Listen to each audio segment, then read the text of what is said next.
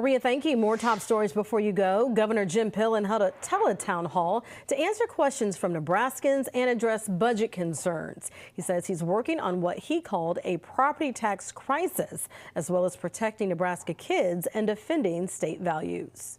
A woman who left her children in a hot car has now learned her fate. Tanya Knudsen pled guilty to intentional child abuse in Washington County. She was sentenced to a 1.5-year probation.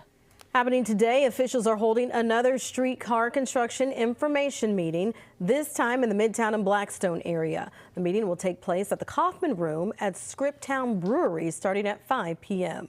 Also today, Omaha Parks and Rec hosting another summer employment open house at the Mockingbird Hills Community Center. It starts at 4 and 6. Undefeated Nebraska men's basketball is set to host Washington tonight, while Creighton plays Xavier for the second time this season. Both teams playing at home.